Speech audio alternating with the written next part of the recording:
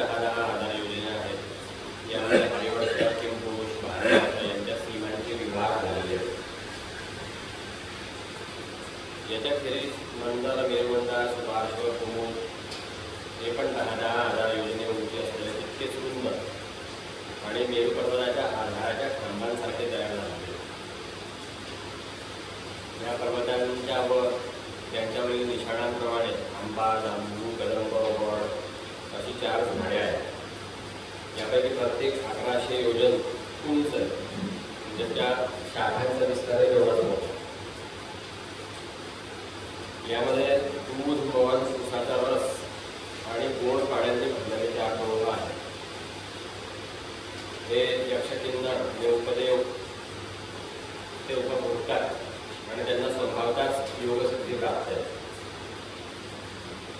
यांच्यावर क्रंदन, चैतराज, वेदराजक, समतोभद्र अशी 4 दिव्य उपवने पण आहेत. मुख्य देवगण अनेक अप्सरांचे नायक म्हणून त्यांच्यासह इथे विहार करत असतात आणि गंधर्व आणि इतर उपदेव त्यांच्या गुणांचं गायन जे करत असतात. मंदिराच्या नावावरती 1100 योजन उंचीचा आम्रवृक्ष आहे.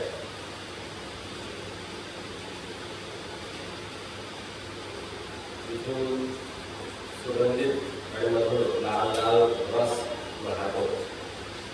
त्या झाडांच्या वेळेस खाई पडतात त्यावेळेस त्या फुटक्या रस वाहतो. पार्वतीच्या दासी असणाऱ्या यक्षपत्नी आहेत त्या पाण्यामध्ये स्नान करत असतात. त्यांच्या अंगातून असा सुगंध येतो आणि 10 योजनापर्यंत हा सर्व प्रदेश ते सुगंधित करतात त्यांच्या अंगाच्या वासाने. जांभूळ वृक्षापासून तिच्या आकाराची बहुतेक बिनबियांची मोठमोठी फळे मिळून पडतात. कुठून जातात त्याच्या रसापासून जम्बू नावाची नदी उत्पन्न होते आणि शिखरावरून खाली येऊन इलावताचा दक्षिण भूभाग ही नदी भिजवते. या नदीच्या दोन्ही किनाऱ्यावरील माती त्या रसाने भिजून नंतर वारा आणि सूर्याच्या संयोगाने ती वाळून जाते आणि तिथेच देवलोकाला विभूषित करणारे जांबुवत नावाचे सोने बनते. सोन्याचे पण प्रकार केवळ भागामध्ये आहे. आजच्या केमिस्ट्रीमध्ये जर आपण बघितलं तर सोनं हे एकच मूलद्रव्य आहे, एलिमेंट ज्याला आपण म्हणतो. सोन्याचे वेगवेगळे प्रकार असेही माझ्या तरी ऐकवण्यामध्ये आहे. तर याच्यामध्ये सोन्याचे पण प्रकार आहेत. जांभूळ, सोनं वगैरे वगैरे इतर सगळ्या गोष्टी. देवगंधर्व आपल्या तरुण स्त्रियांसह जे सोनं जे मुकुट, कंकण, टकोरा इत्यादी दागिन्यांच्या रूपाने आपल्या अंगावर धारण करत असतात. त्याच्या पुढे सुपार्श्व पर्वतावरती कदंब वृक्ष आहेत. त्यापुढे कुमुद पर्वतावरती शतवंश नावाचा वटवृक्ष आहे. त्यापुढे मेरू पर्वताच्या पूर्वेकडे जठर देवकूट नावाचे 2 पर्वत आहेत. ते 18,000 योजने लांब आणि 2,000 योजने रुंद आणि उंच आहेत. मेरू पर्वताच्या मधोमध चौरस आकाराची आणि 1 कोटी योजने विस्तार असलेली ब्रह्मदेवांची, भगवान ब्रह्मदेवांची सुवर्णमय नगरी आहे. मेरू पर्वताच्या मधोमध चौरस आकाराची आणि 1 कोटी योजने विस्तार असलेली. याच्या खालच्या बाजूला पूर्वाधिक 8 दिशा आणि उपदेशामध्ये त्यांच्या अधिपती इंद्र इत्यादी 8 लोकपालांची 8 नगरे आहेत. ते आपापल्या स्वामीप्रमाणे त्या दिशांना राहतात आणि ते ब्रह्मदेवाच्या नगरीच्या 1/4 विस्ताराचा जर विचार केला तर ब्रह्मदेवाच्या नगरीच्या 1/4 त्यांची नगरी आहे. यापुढे बैलांच्या यज्ञ शाळेमध्ये ज्यावेळेस यज्ञामध्ये भगवान विष्णूंनी वामन रूपाने प्रवेश केला आणि त्रैलोक्य बोलण्यासाठी आपला पाय पसरला, नंतर तो पाय इतका मोठा होता की त्यांच्या डाव्या पायाच्या अंगठ्याच्या नखाने ब्रह्मांडरूप कढईचा वरचा भाग फुटला आणि बाहेरचं जे पाणी आहे ते आतमध्ये आलं. त्यामुळे ते चरणकमळ धुतलं गेल्यामुळे केशर त्यामध्ये मिसळलं आणि ते लाल झालं. या निर्मल धारेचा स्पर्श होतात संसारातील सर्व पापे नष्ट होतात आणि तरी ती धार नेहमी निर्मळ राहते. दुसऱ्या कोणत्याही नावाने उल्लेख न करता तिला भगवतपदी असंच म्हटलं पाहिजे. आपण गंगा म्हणतो पण दुसऱ्या कुठल्याही नावाने उल्लेख न करता तिला भगवतपदी असंच म्हणावं असं ते म्हणतात. ती धार हजारो युगे होऊन गेल्यानंतर बघायच्या शिवभागी असणाऱ्या ध्रुवलोकामध्ये येतात आणि तिला विष्णुपद असं म्हणतात. ध्रुवलोकामध्ये आपण पहिल्यांदा काल बघितला की उत्तानपादाचा पुत्र जो ध्रुव आहे तो ध्रुव तिथे राहतो आणि ह्या भगवतपदीला पाहून त्याचा अतिशय भक्तिभाव जो येतो प्रखर जागृत होतो. आपल्या कुलदेवतेचे चरणोदक आहे असे समजून ते जल तो मोठ्या आधाराने मस्तकी धारण करतो. प्रेमभरामुळे त्याच्या हृदय अत्यंत संगतीत होते आणि त्याच्या डोळ्यातून निर्मल पाण्याचे धारा वाहून जातात. आत्मनिष्ठ सत्काशी याचा प्रभाव जाणल्यामुळे हीच तपश्चर्याची आत्यंतिक सिद्धी आहे असे मानतात आणि मुमुक्षुजन प्राप्त झालेली मुक्ती जी आहे ती आपल्या मस्तकावरती धारण करतात, आपल्या जटांवर धारण करतात. इथून गंगा ही आकाशमार्गामध्ये उतरते आणि नंतर चंद्रमंडळाला भिजवून मेरूच्या शिखरावरती ब्रह्मपुरीमध्ये पडते. तिथे सीता, अलकनंदा, चक्षुबळ, भद्रा अशी नावे धारण करून त्या प्रवाहामध्ये विभक्त होतो. अलकनंदा आणि ही भद्रा, चक्षु या वेगवेगळ्या दिशांनी वेगवेगळ्या बाजूने वाहत करून पुढे समुद्राला मिळतात. या मेरू पर्वतातून अजूनही शेकडो नद्या आहेत. या सर्व वर्षामध्ये भारतवर्ष हीच कर्मभूमी आहे. उरलेली 8 वर्षे जी आहेत स्वर्गवासी पुरुषांची स्वर्ग भोगातून उरलेली पुण्य भोगण्याची ठिकाणं आहेत. म्हणून यांना ध्रुवलोकाचे स्वर्ग असेही म्हणतात.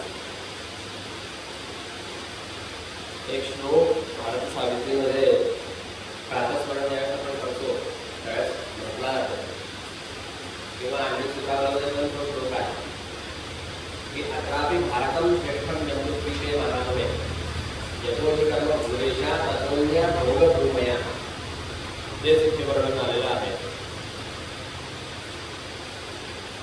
मानवी गणनेनुसार देवतेच्या मनुष्यांचे आयुष्य 10,000 वर्षाचे असते. त्यांना 10,000 रात्रीचं फळ असतं. याप्रमाणे त्यांचे जे आयुष्य वगैरे ते पण वेगवेगळं असतं. प्रत्येक वर्षामध्ये वेगवेगळ्या प्रकारचे पुरुष आणि देव हे जे दिसतात. 9 वर्षांमध्ये परमपुरुष भगवान नारायण त्याच्या पुरुषांवर अनुग्रह करण्यासाठी सुद्धा आपल्या वेगवेगळ्या मूर्तीने विराजमान असतात. इलापूर पुरुषांमध्ये मात्र केवळ भगवान शंकरच एकटे राहतात आणि पार्वती देवीचा शाप असल्यामुळे तिथे कोणीही पुरुष प्रवेश करत नाही. जो जातो तो स्त्री होतो. ते 9व्या स्कंदामध्ये तो इतिहास येणार आहे तो आपण पुढे विस्तृतपणे पाहतो. हे सगळे लोक भगवान शंकरांची स्तुती करत असतात. तमप्रधान ही 4थी मूर्ती आहे. वासुदेव, प्रद्युम्न, अनिरुद्ध आणि संकर्षण या 4 मूर्तींपैकी संकर्षण नावाची तमप्रधान 4थी मूर्ती आहे. त्याचे हे चिंतन करत असतात. शंकर म्हणतात अव्यक्त मूर्ती ओंकार स्वरूप परमपुरुष भगवंतांचा नमस्कार असतात. त्याची शंकरांनी त्यांची स्तुती केलेली आहे. जगाची उत्पत्ती, स्थिती आणि लय यांचे कारण असल्यामुळे वेदग्रंथ सांगतात. परंतु आपण स्वतः या 3 विकारांपासून अलिप्त आहे अशी स्तुती भगवान शंकर करतात. त्यामुळे आपल्याला आनंद म्हणतात. आपल्या 1000 मस्तकावरती हे भगवंत मोहरीच्या झाडासारखं ठेवलं आहे. ते कुठे आहे हेही आपल्याला माहित नाही. अशा रीतीने शंकरांनी भगवंताची स्तुती केली आहे. यापुढे शुभदेव म्हणतात 1500 वर्षामध्ये धर्मपुत्र भद्रश्रवा आणि त्याचे सेवक वासुदेवाच्या हयग्रीव नावाच्या धर्माच्या प्रिय मूर्तीला अत्यंत मान्यतेने हृदयात स्थापित करून भगवंताच्या जगाकडे स्तुती करत राहतात. त्याच्या पुढे हरिवर्षामध्ये हरिवंश खंडामध्ये भगवान ऋषीसिंह राहतात. त्यांनी हे रूप कशामुळे धारण केलं हे विचारण्यावरती त्यांना सांगितलं गेलं. ओंकार भगवान श्री देवाला नमस्कार. त्यांची ही स्तुती पुढे सांगितलेली आहे. या पुरुषाची भगवंतामध्ये निष्काम भक्ती आहे. त्याच्या हृदयामध्ये सर्व देवता धर्म ज्ञान इत्यादी संपूर्ण गुणांसह नेहमी निवास करतात. जो भगवंताचा भक्त आहे त्या मोक्षमध्ये महापुरुषांचे गुण सुद्धा येऊ शकत नाही. त्यामुळे लोभ, राग, द्वेष, क्रोध, अभिमान, इच्छा, भय, दीनता आणि मानसिक संतापाचे मूळ असलेले हे जन्ममरण संसार चक्राचे इत्यादीचा त्याग करून भगवान नृसिंहाच्या निर्भय चरणकमलांचा आश्रय घेतला पाहिजे असं शुभदेव सांगतायत. केतुमान वर्षामध्ये पुढे लक्ष्मीजी आणि संवत्सर नावाच्या प्रजापतीचे पुत्र आणि कन्या यांचं कल्याण करण्यासाठी कामदेव रूपाने भगवान निवास करतात. परम योगाने श्री लक्ष्मी भगवंताच्या मायामय स्वरूपाच्या रात्रीच्या वेळी पतींसह आराधना करते आणि त्या मंत्राचा जप करते. भगवान कामदेवांना ओम ह्राम ह्रीम ह्रूम या बीजमंत्रांसह सर्व आधी नमस्कार होतो.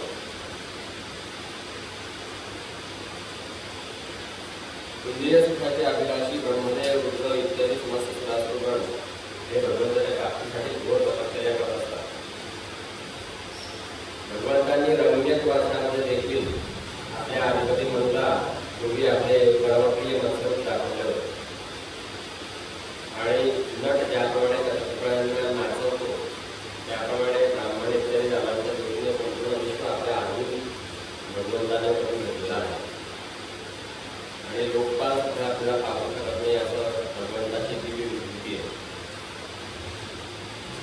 हिरण्मय वर्षामध्ये भगवान कासवाचे रूप धारण करून तेथील निवासी लोकांसह ऋतुराज आप्रेमा भगवंताच्या या प्रियतम मूर्तीची उपासना करतात आणि आपल्या त्या मंत्राचा जप करत असतात.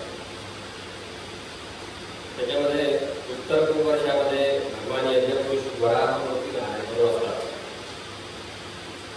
आणि तेथील निवासी लोकांसह त्यांचे अचल भक्तिभावाने उपासना करीत या परमभक्त मंत्राचा जप करत असतात. जसे लोखंड जड असूनही लोहगुंकाच्या सान्निध्यामध्ये आल्यावरती हालचाल करते त्याप्रमाणे ज्या सर्वसाक्षी असलेल्या इच्छेने जी स्वतःसाठी नव्हे सर्व प्राण्यांसाठी असते ती प्रकृती आपल्या गुणांची जगाची उत्पत्ती स्थिती आणि प्रलय करत असते. ब्रह्म जरी स्थिर असलं तरी प्रकृतीचा अंगीकार करून ते पूर्ण सृष्टीचं उत्पत्ती स्थिती आणि लय आणि गुणांमध्ये वर्तन जे ते दाखवतं. आद्य वराह हे जगताचे कारणीभूत आहे. ज्याप्रमाणे हत्ती दुसऱ्या हत्तीला आपटतो त्याप्रमाणे हिरण्याच्या दैत्याला आपण ठार करून दाढीच्या टोकावरती ही पृथ्वीवर घेऊन आले आणि अशा त्या प्रभूला मी वारंवार नमस्कार करते असं पृथ्वीदेवी म्हणते.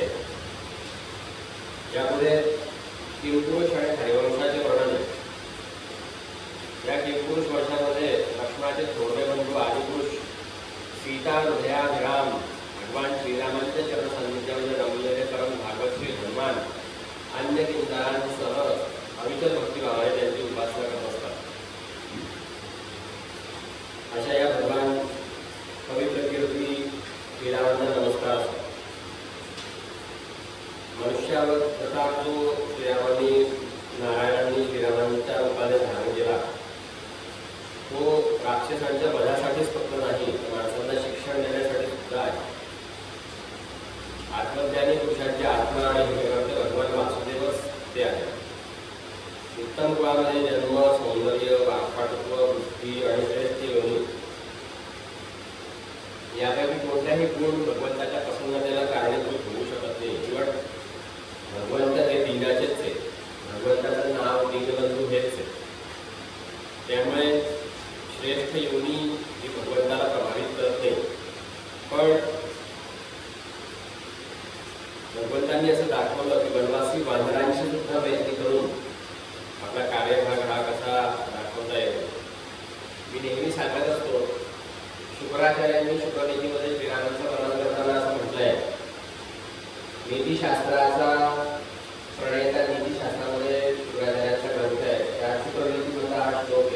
किन्नराम सदृशो राजा पृथ्व्या नीतिमान हो. श्रीकृष्णाकडे भरपूर सैन्य होतं, 5 पांडव होते, दिव्य अस्त्र धारण करणारे वेगवेगळे लोक होते आणि एवढं सगळं होतं म्हणून महाभारत श्रीकृष्णांनी जिंकलं. तथा प्रत्यक्ष भगवान तिथे आलेले होते. पण भगवान नारायणांनी श्रीरामांच्या रूपामध्ये मर्यादा पुरुषोत्तम श्रीरामांचा मनुष्याचा चरित्र दाखवणारं असं रूप धारण करून काहीही जवळ असताना एकटे लक्ष्मण आणि श्रीराम सोबत होते. पण त्यांनी त्यांच्या नीतीचा वापर करून त्या वानरांना सुद्धा आपलंसं केलं आणि त्यांच्या खर्चाने स्वतः जवळचा अयोध्येतला कुठलाही खर्च त्या युद्धामध्ये झाला नाही. त्यांच्या खर्चाने केवळ त्यांनी रावणाचा आणि इतर सगळ्या राक्षसांचा वध करून सीतेला जे परत आणलं. तर श्रीरामांची नीती ही सगळ्यात श्रेष्ठ आहे. सगळ्या राजांमध्ये श्रीरामांची नीती श्रेष्ठ आहे असं शुक्राचार्य म्हणतात शुक्रनीतीमध्ये. न राम सदृशो राजा पृथिव्यां नीतिमान अभूत. रामासारखा राजा हा नीतिमान इतका नीतिमान राजा कोणीच पृथ्वीवरती झालेला नाही असं शुक्राचार्य म्हणतात.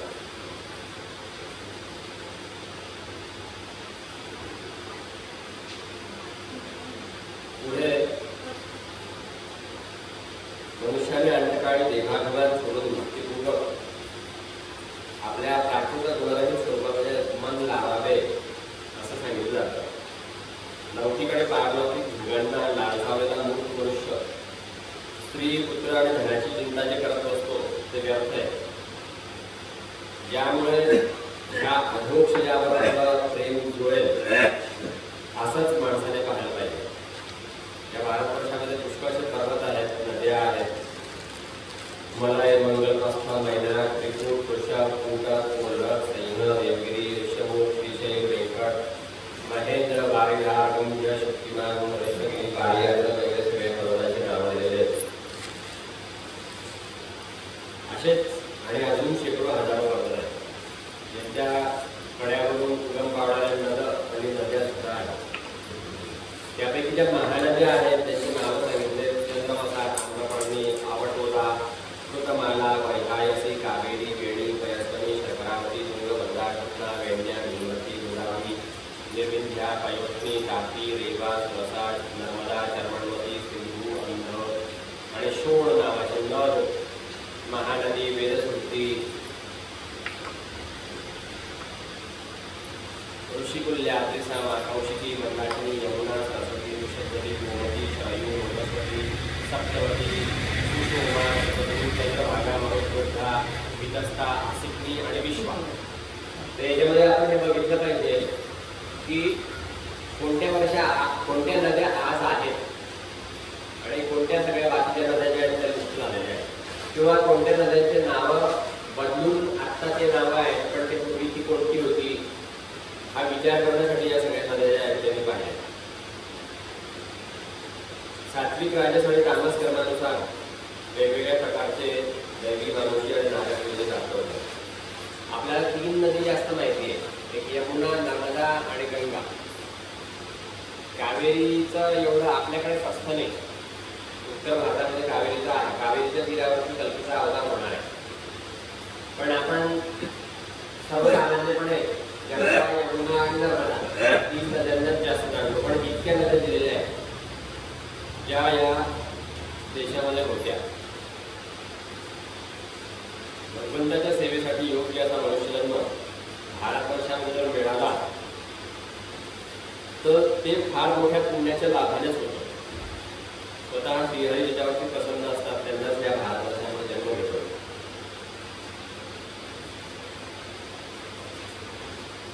गांधींचे विनोबा भावेंचे शिष्या एक होत्या निर्मला देशपांडे. त्या विद्यापीठामध्ये आल्या होत्या. त्यावेळेस मेरा भारत महान, मेरा भारत महान असं खूप सांगितलं जायचं. त्यांना त्या परदेशामध्ये पण बऱ्याच वेळेस गेल्या होत्या. त्यांना विचारलं इथल्या लोकांनी की तुम्ही म्हणता मेरा भारत महान, मेरा भारत महान, काय आहे तुमच्या भारतामध्ये असं की ज्यामुळे तुम्ही म्हणता मेरा भारत महान?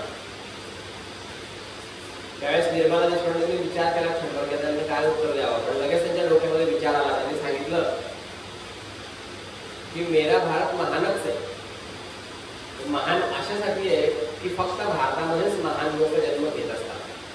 इतर ठिकाणी असे महान लोक जन्म घेत नाही, पण भारतामध्ये सगळ्यात जास्त तुम्ही बघा, महाराष्ट्रात म्हणा किंवा इतर ठिकाणी म्हणा, किती संत पुरुष झाले, किती विद्वान लोक झाले, किती महान लोक झाले, ज्यांनी इतिहासावरती आपली अमिट छाप करून ठेवली. भक्ती मालिका नावाचा ग्रंथ बघितला मी अजून बघितला नाही, मला पाहायला आहे दिवशी. भक्त मालिका म्हणून तर ग्रंथ बघितला नाही, यामध्ये सगळ्या भक्तांच्या चरित्रांचं वर्णन केलेलं आहे. श्रीधर शास्त्रींनी तो ग्रंथ केलेला आहे. तर असे अनेक महान पुरुष भारतामध्ये जन्माला आले, म्हणून मेरा भारत महान आहे. इथे भगवद्गीतेची अमृत सरिता वाहत नाही, इथे भगवत भक्त निवास करीत नाहीत. भगवान यज्ञपुरुषांची समारंभपूर्वक पूजा अर्चा जिथे केली जाते, तो ब्रह्मलोक जरी असला तरी त्याचा आश्रय करू नये असं म्हटलं.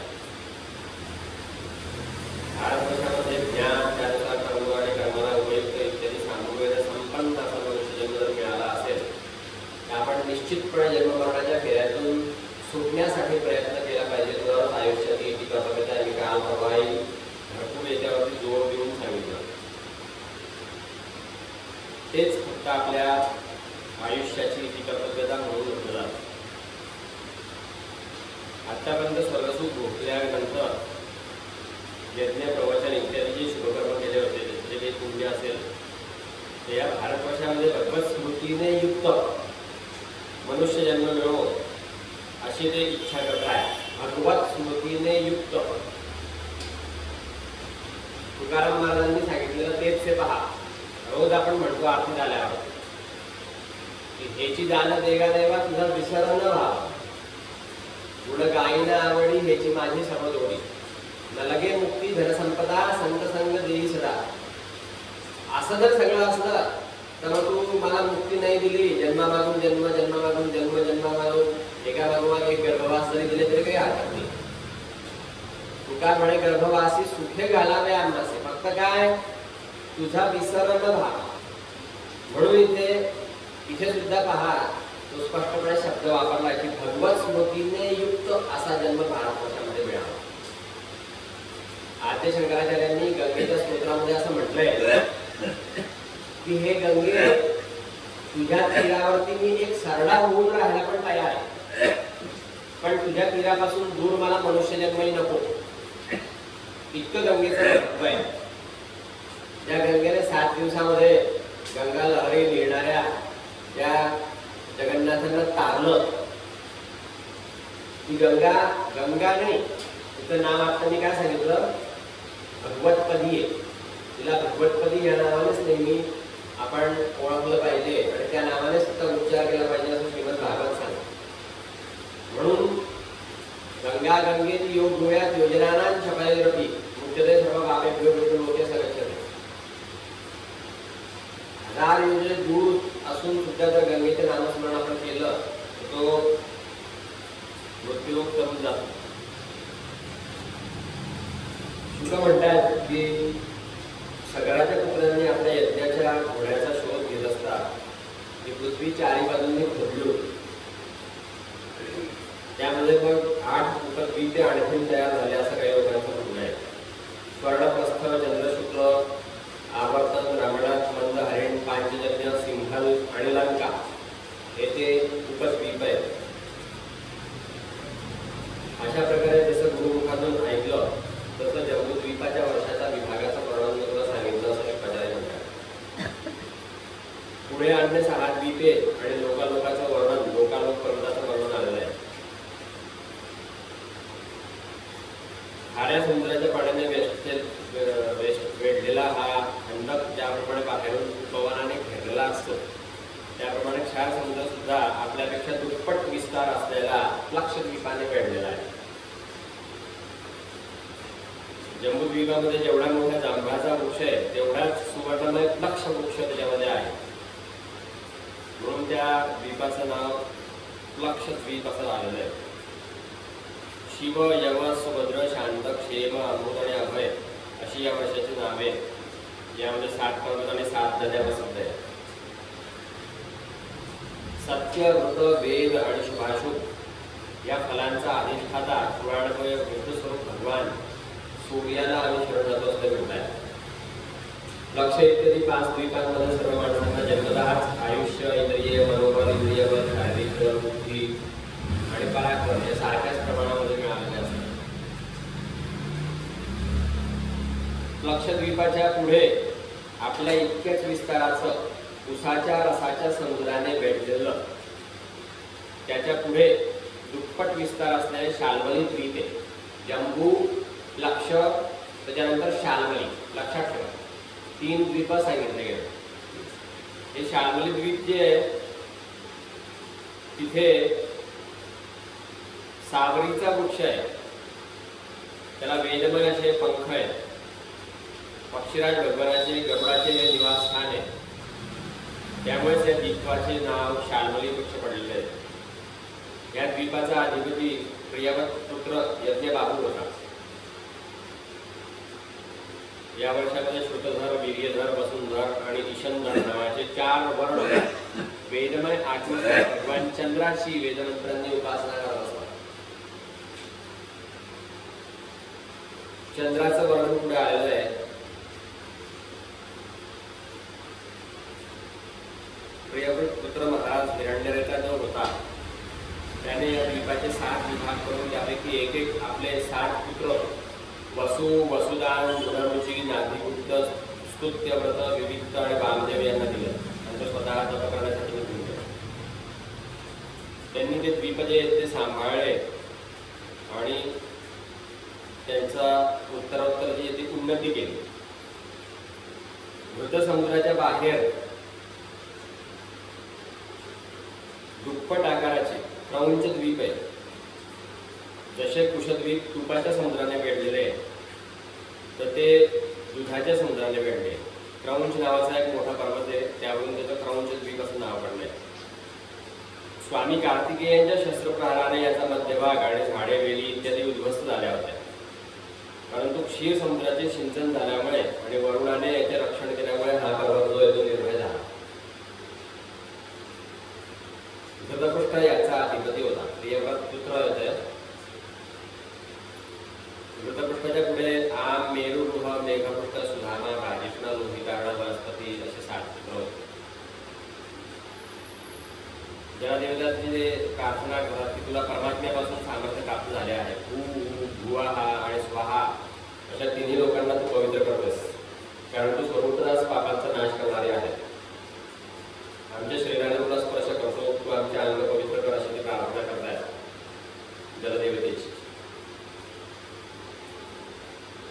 क्षीर समुद्राच्या पुढे त्याच्या 4ही बाजूंनी 32 लाख योजने विस्तार असलेले शाकद्वीप आहे. ते शाकाच्या समुद्राने वेढलेले आहे. शाक नावाचा एक मोठा वृक्ष त्याच्यावरती असतो. मेधातिथी नावाचा त्याचा अधिपती आहे. आपण प्रियव्रताचा पुत्र होता. याने पण या द्वीपाची 7 भागामध्ये विभागणी केली आणि आपल्या मुलांसारखीच त्याची नावं ठेवली. या वर्षामध्ये 7 मर्यादा पर्वत आहेत, 7 नद्या आहेत आणि त्यांची नावंही इथे दिलेली आहेत.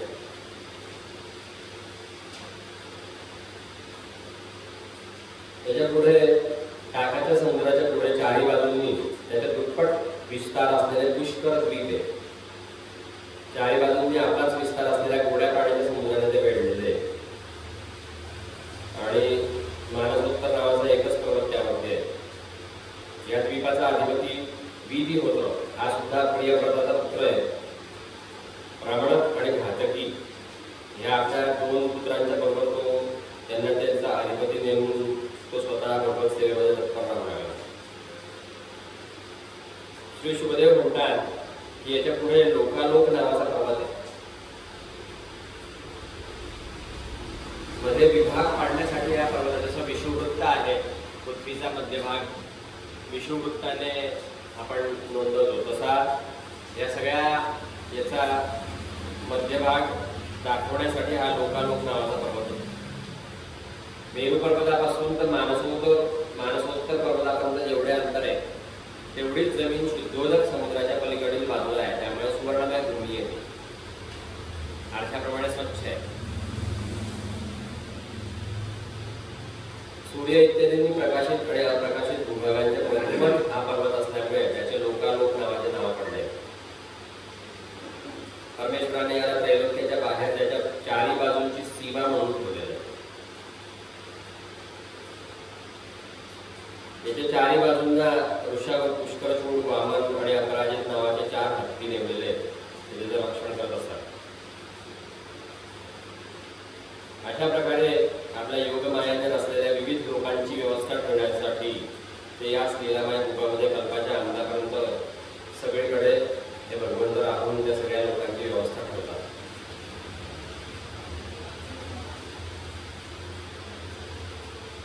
लोकालोक पर्वताच्या बाहेरील बाजूला अलोक पर्वताचा जो विस्तार आहे त्याच्यापुढे केवळ योगेश्वरांचीच गती आहे असं म्हणतात. स्वर्ग आणि पृथ्वीच्या मध्ये ब्रह्मांडाचे जे केंद्र आहे तेथे सूर्य आणि ब्रह्मांडगोल सर्व बाजूंनी 25 कोटी योजने अंतराचे असते. सूर्य या मृत अंड्यामध्ये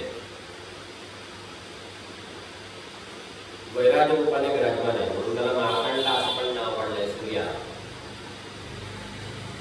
हिरण्मय ब्रह्मांडापासून हा प्रकट झाला आहे म्हणून त्याला हिरण्यगर्भ असंही म्हणतात. सूर्याच्या द्वारा दिशा, आकाश, अंतरिक्ष, भूलोक, स्वर्ग आणि मोक्षाचे प्रदेश, नरक, रसातल आणि सगळ्या अन्य भागांची विभागणी किती होते. सूर्यच देव, पशुपक्षी, मनुष्य, सरपटणारे प्राणी, वेली, वृक्ष इत्यादी सर्व जीवसमूहाचा आत्मा आणि नेत्रांद्रियांचा अधिष्ठाता आहे. सूर्य नेत्रेंद्रियांचा अधिष्ठाता आहे. आता याच्या पुढे सूर्याचा रथ आणि त्याच्या गतीचं वर्णन सांगतात. परिमाण आणि लक्षणासहित भूमंडळाचा एवढा विस्तार सगळ्या सांगून झाल्यावरती शुकाचार्य म्हणतात की द्युलोकाचे जे परिणाम आहे ते सुद्धा याच्याच आधाराने सांगितलं जातं. भूमंडळाचं जे द्युलोकाचं परिमाण आहे ते एकच सांगतं. विदन धान्याच्या 2 दलापैकी एकाचे स्वरूप जाणल्याने दुसऱ्याचं स्वरूप जसं जाणता येतं तसं तुम्ही द्युलोकाचंही परिमाण जाणा असं त्यांनी सांगितलं. ग्रह नक्षत्राचा अधिपती भगवान सूर्य हा दक्षिणायन आणि उत्तरायण असे जे दाखवतो आणि कधी दिवस मोठा असतो कधी रात्र मोठी असते, अजून फरक पडतो तो त्याच्या चालण्याच्या गतीमुळे पडत असतो. सूर्य ज्यावेळेस मेष आणि तुळ राशीमध्ये असतो तेव्हा दिवस आणि रात्री समान होतात. वृषभ इत्यादी 5 राशीमध्ये ज्यावेळेस असतो त्यावेळेस दरमहा रात्र एक घंटा कमी होत जाते आणि त्याच हिशोबाने दिवस मोठा होतो. वृश्चिक इत्यादी 5 राशीमध्ये ज्यावेळेस असतो सूर्य त्यावेळेस दिवस आणि रात्र याच्यामध्ये विरुद्ध परिवर्तन होतं. अशा प्रकारे दक्षिणायन सुरू होईपर्यंत दिवस मोठा होत जातो आणि उत्तरायण सुरू होईपर्यंत रात्र मोठी होत जाते. संवत्सराचे 2 भाग हे दक्षिणायन आणि उत्तरायण असे केलेले आहेत या या परिमाणाने. मानसोत्तर पर्वताभोवती सूर्याच्या प्रदक्षिणेचा मार्ग 9,51,00,000 योजने इतका सांगतात. या पर्वतावरती देवच्या पूर्वेकडे इंद्राची देवधानी, दक्षिणेला यमराजाची संयमनी, पश्चिमेला वरुणाची निम्लोचनी आणि उत्तरेला चंद्राची विभावरी अशा 4 नगरी आहेत. त्यामध्ये तेथे राजे म्हणून निवास करतात. देवच्या 4 बाजूंना सूर्योदय, मध्यान्ह, सायंकाळ आणि मध्यरात्री होत राहतात. सर्व जीव काम सुरू करतात किंवा थांबवतात. सूर्य उगवला की सगळे जीव काम करतात. सूर्य उगवला की सूर्यकांतमणी ऑटोमॅटिक पाझरायला लागतो आणि सूर्य मावळला की सगळे जीव आपोआप कामं थांबवतात. सूर्य मावळल्यावरती जे काम सुरू करतात त्यांना निशाचर असं म्हणतात. काही प्राणी असे आहेत की जे रात्री अन्नासाठी भ्रमण करत असतात. त्यांना नॉक्चर्नल इंग्लिशमध्ये असं निशाचर म्हणतात. किंवा दैत्य सुद्धा मनुष्य आणि राक्षस यामध्ये मनुष्य हा दिवसा काम करणारा प्राणी आहे तर राक्षस हे रात्री काम करणारे प्राणी आहे. रात्री राक्षसांची शक्ती जी आहे ती जास्त वाढते. तर हे सगळं सूर्यामुळे दिवस आणि रात्र झालेली आहे. सूर्य जेव्हा इंद्रपुरीहून यमराजपुरीकडे जातो त्यावेळेस 15 घटकामध्ये तो 2.25 कोटी आणि 12.5 लाख योजनांपेक्षा थोडे अधिक म्हणजे 25,000 योजने चालतात. अशा रीतीने त्या गतीचं वर्णन केलेलं आहे. सूर्याचा वेदमय रस आहे.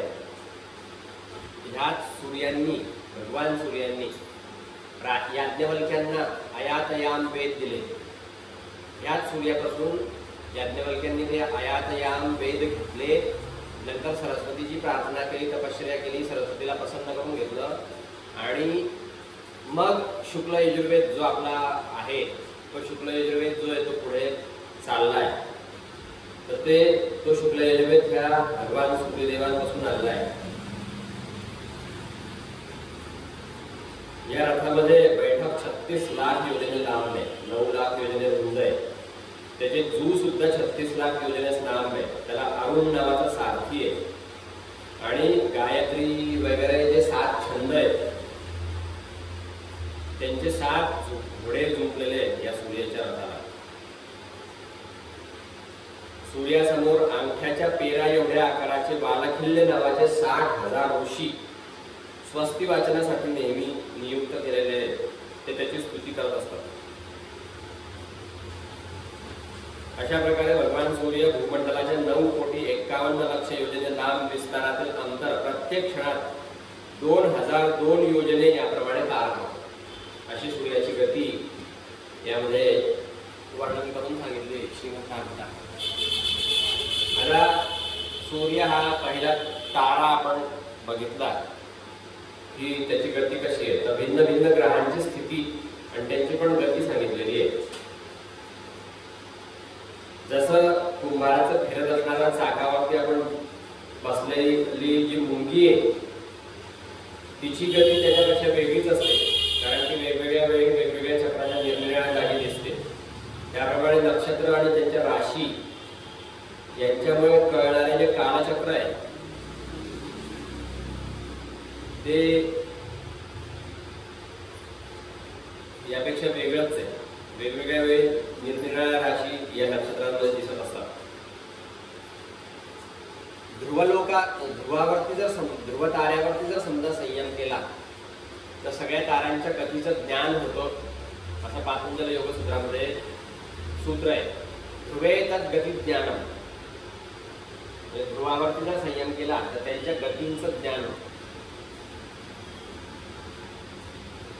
वर्णाश्रम धर्माचे अनुसरण करणारे पुरुष लहान मोठ्या कर्मांनी या आदिपुरुषाची श्रद्धापूर्वक आराधना करून सुलभतेने परमपद प्राप्त करतात. यामुळे ऋतू होत असतात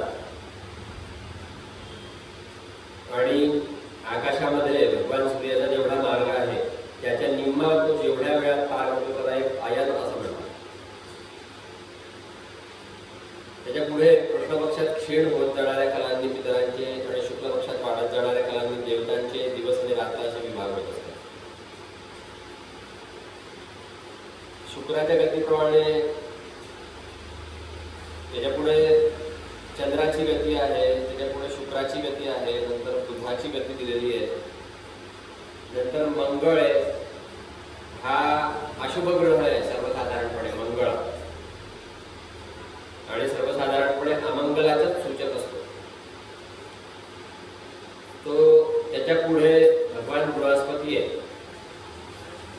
हा ब्राह्मण वर्गाला अनुकूल असतो. बृहस्पती म्हणजे गुरु ग्रह हा ब्राह्मण वर्गाला अनुकूल असतो. बृहस्पतीच्या पुढे शनी दृष्टीच पडतो, म्हणजे शनी हा ग्रह आहे. हा बहुधा सर्वांना पीडादायक आहे. सगळेजण शनीचं आता खूप कौतुक करायला लागले, पण इथे मात्र असं लिहिलंय की हा बहुधा सर्वांना पीडादायक आहे. आणि मंगळ ग्रह हे सुद्धा आपण खूप ऐकतो आणि तिथे खूप लोक आता हल्ली दर्शनाला जातात. पण तिथे पण असं म्हटलंय की हा मंगळ ग्रह जो आहे हा सर्वसाधारणपणे अमंगलाचाच सूचक आहे. मंगलाचा सूचक नाही, अमंगलाचा सूचक. हा मंगळ वक्रगतीने जर चालला नाही तर तो एकेका राशीमध्ये 3-3 पंधरवडे राहतो आणि 12 राशींना पार करतो. अशुभ ग्रह आहे मंगळ. पुढे 11 लाख योजने अंतरावरती कश्यप इत्यादी सप्तर्षी दृष्टीस पडतात आणि ते सर्व लोकांसाठी मंगल कामना करीत भगवान विष्णूंचे परमपद असणाऱ्या ध्रुवलोकाची प्रदक्षिणा करत असतात सप्तर्षी. पुढे शिशुमार चक्र आहे. शिशुमार चक्र हे सप्तर्षीच्या वरच्या बाजूला 13 लाख योजने अंतरावरती ध्रुवलोक आहे. त्यांना भगवान विष्णूंचे परमपद असे पण म्हणतात. इथे ध्रुव राहतो.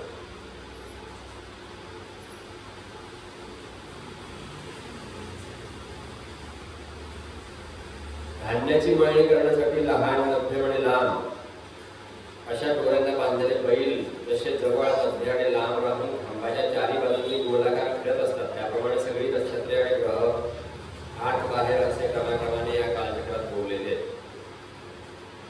ते या ध्रुवलोकाचा आश्रय घेऊन वायूच्या प्रेरणेने कल्पाच्या अंतांपर्यंत फिरत आहेत. भगवंताच्या योगमायेच्या आधारावरती या ज्योतिष चक्राचे शिशुमार नावाच्या जलचर प्राण्याच्या रूपामध्ये वर्णन करून सांगितलेलं आहे. याचं शरीर गोलाकार आहे, तोंड खालच्या बाजूला आहे. याच्या शेपट्याच्या टोकावर ध्रुव आहे, शेपट्याच्या मध्यभागी प्रजापती, अग्नी, इंद्र आणि धर्म आहे. शेपट्याच्या मुळाशी धाता विधाता आहेत. काठी प्रदेशामध्ये सप्तर्षी आहेत वगैरे या शिशुमार चक्राचं वर्णन केलेलं आहे. याच्या वरच्या अनुवाटीमध्ये अगस्त्य, खालच्या अनुवाटीमध्ये नक्षत्र यम, तोंडामध्ये मंगळ, लिंग प्रदेशात शनी, वशंडामध्ये बृहस्पती वगैरे वगैरे. त्याच्या सर्व रोमकुमामध्ये संपूर्ण तारांगणे.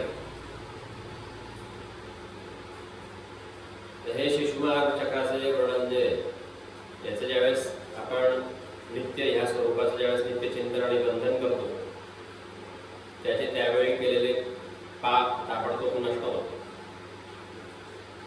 आता राहू नावाचा जो हा खरं म्हणजे दैत्य होता, भगवंताच्या कृपेने याचे देवत्व आणि ग्रहत्व त्याने प्राप्त केलेले आहे. हा सिंहिकेचा मुलगा होता. सिंहिका हिरण्यकश्यपूची बहीण मला वाटतं ना, सिंहिका. आणि त्या सिंहिकेचा मुलगा हा राहू आहे. याच्या जन्म आणि कर्माचे वर्णन पुढे आपण पाहणार आहोतच. चंद्रमंडळाचा विस्तार सुद्धा 12,000 योजने आहे आणि राहूचा 13,000 योजने आहे. राहू अमृत पाण्याच्या वेळी सूर्य आणि चंद्र यांच्यामध्ये देवाच्या वेशामध्ये येऊन बसला होता. त्यावेळी सूर्य आणि चंद्राने याचे गुपित फोडले होते. ते वैर याने कायमस्वरूपी लक्षात ठेवलेले आहे. म्हणून पौर्णिमेला आणि अमावस्येला हा सूर्य आणि चंद्रावरती आक्रमण करत असतो. तेच ग्रहण होतं असं आपण म्हणतो. राहूच्या 10,000 योजने खालील बाजूस सिद्ध, चारण आणि विद्याधर यांचे स्थान आहे. त्याच्याही खालच्या बाजूला वायूची गती जिथे आहे, ढग दिसतात, तो अंतरिक्ष लोक आहे. या अंतरिक्षामध्ये यक्ष, राक्षस, पिशाच, प्रेत आणि भूतांच्या विहार करण्याचे स्थान आहे. त्याच्या खाली 100 योजने जर आलं तर तिथे पृथ्वी आहे. हंस, गिधाडे, ससाणे, गरुड हे प्रमुख पक्षी जिथपर्यंत उडू शकतात तिथपर्यंत याची सीमा आहे. त्याच्या पण खाली अतल, वितल, सुतल, तलातल, महातल, रसातल आणि पाताल नावाची 7 भूविवरे आहेत. ही एका खाली एक 10,000 योजने अंतरावर आहेत आणि त्यापैकी प्रत्येकाची लांबी आणि रुंदी ही सुद्धा 10,000 योजने इतकीच आहे. स्वर्गापेक्षा हे सुंदर आहे. स्वर्गापेक्षाही अधिक जास्त विषय, भोग, ऐश्वर, आनंद, संतान, सुख आणि धनसंपत्ती येथे आहे. वैभवपूर्ण भवने, उद्याने आणि क्रीडा स्थानामध्ये दैत्य, दानव आणि नाग निरनिराळ्या मायामय क्रीडा करीत निवासस्थान येथे करत असतात. बगीचे सुद्धा खूप छान देवलोकातील उद्यानांच्या शोभेवरती मात करणारे असते, जेथे सूर्याचा प्रकाश पोहोचत नाही. दिवस आणि रात्र अशा कालविभागाची भीती वाटत नाही. संपूर्ण अंधकाराला मोठमोठ्या नागांच्या मस्तकावरील मणीच नाहीसं करत असतात. ऍक्च्युली सगळ्यात तिथे अंधार आहे. अतल, वितल, सुतल, तलातल, महातल इथे सूर्याचा प्रकाश पोहोचत नाही, जात नाही. पण मोठमोठ्या नागांच्या डोक्यावरती जे मणी असतात त्या मण्याने ते प्रदेश सगळे जे ते प्रकाशित झालेले. भगवंताच्या तेजस्वी सुदर्शन चक्राशिवाय त्या पुण्यपुरुषांचा अन्य कोणत्याही साधनाने मृत्यू होऊ शकत नाही. सुदर्शन चक्र ज्यावेळेस येतं त्यावेळेस तेथील असुर स्त्रियांचा गर्भपात होतो. आता लोकांमध्ये मैदानाचा पुत्र बल आहे. वितल लोकांमध्ये भगवान हाटकेश्वर नावाचे महादेव राहतात. विठ्ठलाच्या खाली सुतल लोक आहे, तिथे महायशस्वी पवित्र कीर्ती विरोचन पुत्र बली राहतो. बली सुतल लोकांमध्ये बली राहतो. या बलीने भगवंताला भूमिदान केल्यामुळे सुतल लोकांचे ऐश्वर्य त्याला प्राप्त झालेले.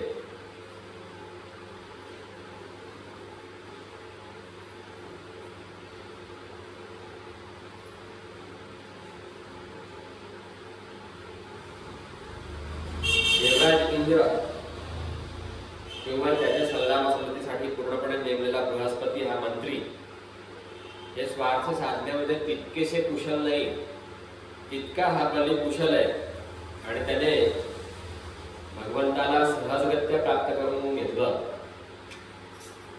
तर त्यांचे जे ऐश्वर्य आहे ते भगवंताच्या दास्यापुढे त्या तुच्छ भोगांची काही किंमत नाही असं सांगतायत. बळीचे चरित्र पुढे 8व्या स्कंदामध्ये येणारे त्यावेळेस विस्ताराने सांगू. बळीच्या दारावरती सुतल लोकांमध्ये भगवान नारायण जे ते स्वतः पहारा करत असतात. एकदा रावण तिथे जाऊन पोहोचला तर भगवंतांनी आपल्या पायाच्या अंगठ्यानेच त्याला लाखो योजने दूर फेकून दिलं आणि बळीचं काम स्वतः भगवंतांनीच केलं. बळीपर्यंत रावण पोहोचलाच नाही. सुतल लोकांच्या खाली तलातल आहे, तिथे त्रिपुराधिपती दानवराज मय राहतो. त्याच्या खाली महातलामध्ये कद्रूपासून उत्पन्न झालेल्या अनेक डोकी असलेल्या सर्पांचा क्रोधवश नावाचा एक समुदाय राहतो. त्याच्यामध्ये कुहक, तक्षक, कालिय, सुषेण इत्यादी मुख्य आहेत. त्यांचे मोठे मोठे फणे. भगवंताचे वाहन पक्षीराज गरुड याला ते नेहमी घाबरतात. त्याच्या खाली रसातलामध्ये पणी नावाचे दैत्य राहतात. या पणींनी देवांच्या गायी पळवून नेल्या होत्या आणि सर्मा नावाच्या पुतळीने त्या शोधून आणल्या. म्हणून सर्माला इंद्राचा आशीर्वाद मिळाला की तू मनुष्यांच्या जवळ राहशील आणि मनुष्य आपलं स्वतःचा अन्न तुला खाऊ घालतील. ही वेदामध्ये आलेली गोष्ट आहे. वेदातील गोष्ट नावाचं एक लहानपणी पुस्तक भेट मिळालं होतं, त्यामध्ये सांगितलं.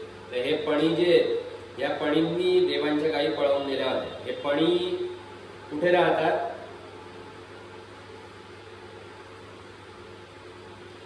रसातळाच्या खाली.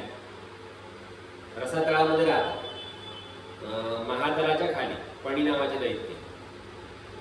यांना दिवात कवच, कालेय किंवा हिरण्यपूरवासी असंही म्हणतात. देवांची शत्रू येते. इंद्राची दूती सरमा हिने म्हटलेल्या मंत्रवर्णारूप वाक्यामुळे इंद्रापासून हे नेहमी भिवून असतात. रसातळाच्या खाली पाताळ आहे. तिथे शंख, कुलिक, महाशंख, श्वेत, धनंजय, धृतराष्ट्र, शंखचूड, कंबल, अश्वत, देवदत्त असे मोठे मोठे फणा असलेले क्रोधी नाग राहतात. त्यांच्यामध्ये वासुकी आहे मुख्य. कोणाला 5, कोणाला 7, कोणाला 10, कोणाला 100, कोणाला 1000 फणा आहे त्याच्यामध्ये या नागांना. आणि त्यांच्यावरती जे मणी आहे त्यामुळे पाताळाचा सगळा अंधकार जो आहे तो नष्ट झाला. पाताळ लोकांच्या खाली 30,000 योजने अंतरावरती अनंत नावाची भगवंताची तामसी नित्यकला आहे. ही अहंकार रूप असल्यामुळे द्रष्टा आणि दृश्याला एकत्रित करते. म्हणून पांचरात्र तंत्राचे अनुयायी भक्त हिला संकर्षण असं म्हणतात. बलराम म्हणून हा संकर्षणच बलराम. तर ते अनंत म्हणून पाताळ लोकांच्या पण खाली असतात. अनंत त्यांचं एक नाव. संकर्षणांचे चरणकमळांची स्वच्छ तांबूस वर्णाची नखे रत्नाप्रमाणे दैदिप्यमान आहेत. अनेक नागराजांच्या कन्या विविध कामना मनाशी बाळगून त्यांच्या अंगावर चांदीच्या खांबाप्रमाणे सुशोभित अशा त्यांच्या कड्यांनी शोभणाऱ्या लांबस लांब शुभ्रवर्ण सुंदर बाहूवर अष्टगंध, चंदन आणि कुंकुमाचा लेप करत असतात. हे अनंत गुणांचे सागर आदिदेव भगवान आपल्या आपल्या असहनशीलतेला आणि रागाच्या वेगाला आवरून धरून सर्व लोकांच्या कल्याणासाठी तेथे विराजमान आहे. अशा या महात्म्य श्रवणाने आणि ध्यान केल्याने भगवान अनंत मुमुक्षूंच्या हृदयामध्ये प्रकट होऊन त्यांच्या अनादिकालीपासून कर्मवासनांनी उत्पन्न झालेल्या सत्वरज आणि तमोगुणात्मक अविद्यामय हृदयग्रंथी ताबडतोब तोडून टाकतात. असं हे सगळं नारदांनी एकदा ब्रह्मदेवाच्या सभेमध्ये हे गायन केलेलं आहे, हे सगळं सांगितलंय.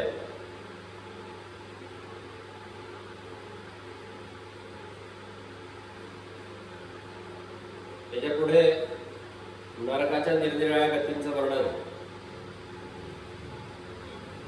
आता हे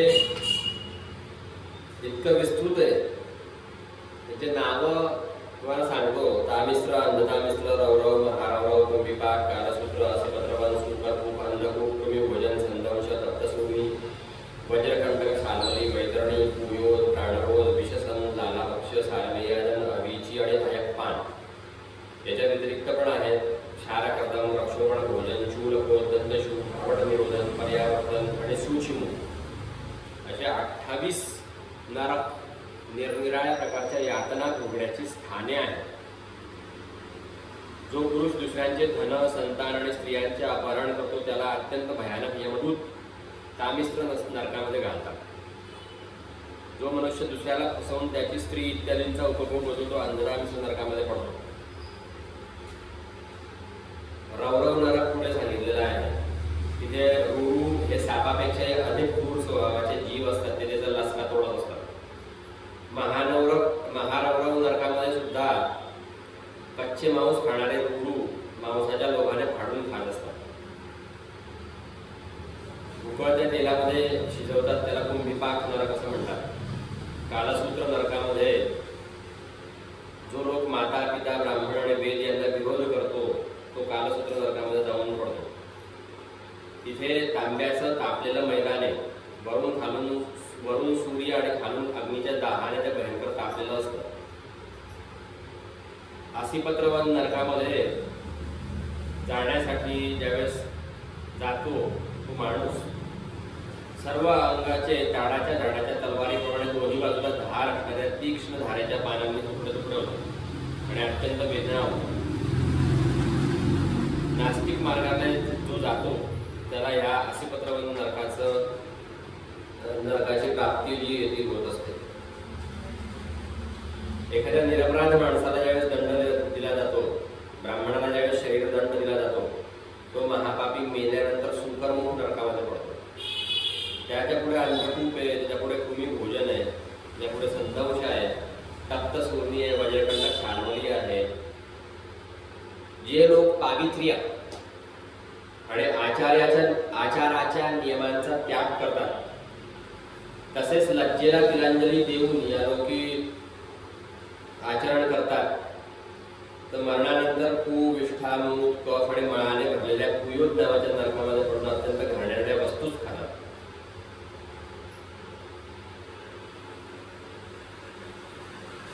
जे ब्राह्मणादी उच्च वर्णाचे लोक कुत्री पाळतात, गाढवे पाळतात आणि शिकार करतात, याप्रमाणे शास्त्राला सोडून पशूंचा वध करतात, ते मेल्यानंतर प्राणरोध नरकात टाकले जातात. अशा प्रमाणे वेगवेगळ्या नरकांचं जे ते वर्णन केलेलं आहे. सारमेयदन आहे, अभिचिमान आहे, अयप्पान आहे, क्षारकर्दम आहे, अक्षोभण भोजन असं आहे, शूलक्रोध आहे, दंतशूक आहे, अवट निरोधन आहे, पर्यावर्तन, सूचिमुख आहे. अशा प्रकारे या सगळ्या नरकांचं वर्णन इथे दिलेलं आहे.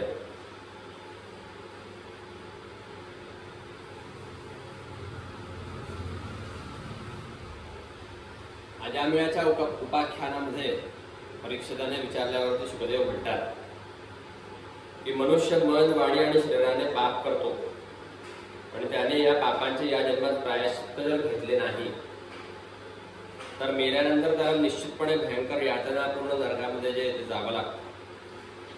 त्याचं वर्णन मी तुला आता सगळं ते सांगितलंय. म्हणून मृत्यू येण्याच्या आधीच दोषी दोषाच्या कमी जास्तपणानुसार लवकरात लवकर पाप नाहीसे करण्यासाठी प्रायश्चित्त घेतले पाहिजे. आता हे प्रायश्चित्त कसं घ्यायचं, तर खरं प्रायश्चित्त म्हणजे तत्वज्ञान होय. बाकी कोणतेही प्रायश्चित्त पापक्षालन करतात, पण त्यामुळे आपलं मन जे दूषित झालेलं असतं ते दूषित मन प्रायश्चित्त घेतल्यावरती शुद्ध होत नाही.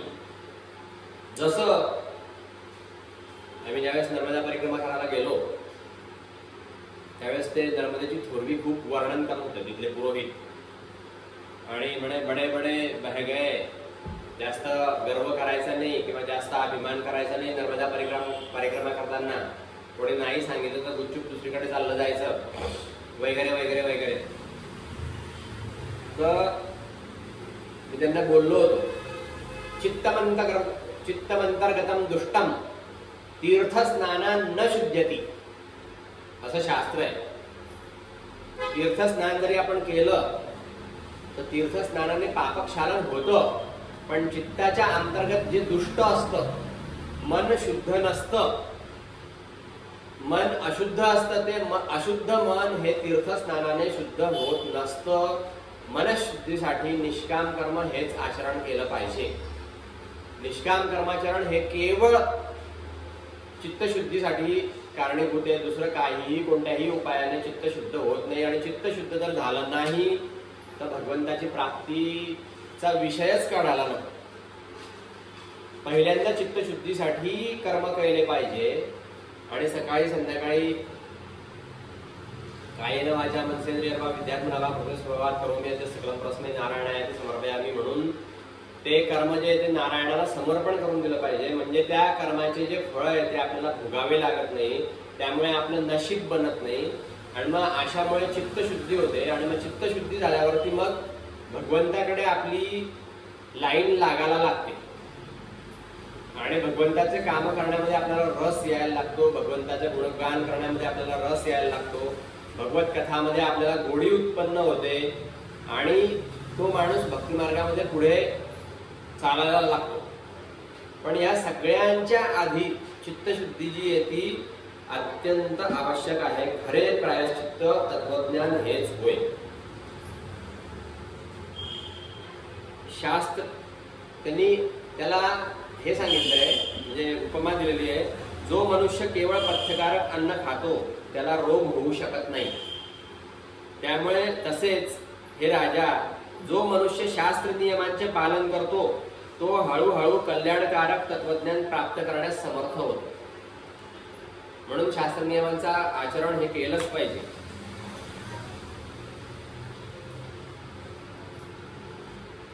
धर्मज्ञ आणि श्रद्धावान धीर पुरुष तपश्चर्या, ब्रह्मचर्य, इंद्रिय दमन, मनाची स्थिरता, दान, सत्य, अंतर्बाह्य पवित्रता तसेच यम नियम या साधनांनी मन, वाणी आणि शरीराने केलेल्या मोठ्या पापांनाही नष्ट करतो.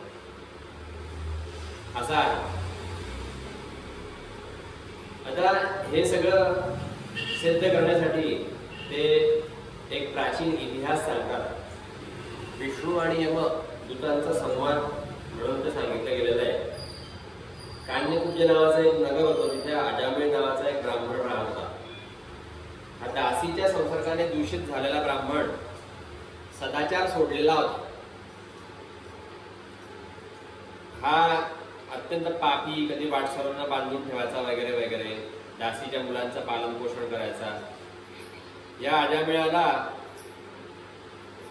अशा प्रकारे दासीच्या मुलांचे पालन पोषण करण्यामध्ये आणि अत्यंत सदाचार सोडलेला असा हा ब्राह्मण 88 वर्षांचा मोठा काळ निघून गेला. याला 10 मुलगा होता, 10 मुले होते. याच्यापेक्षा सगळ्यात धाकटा नारायण नावाचा मुलगा होता.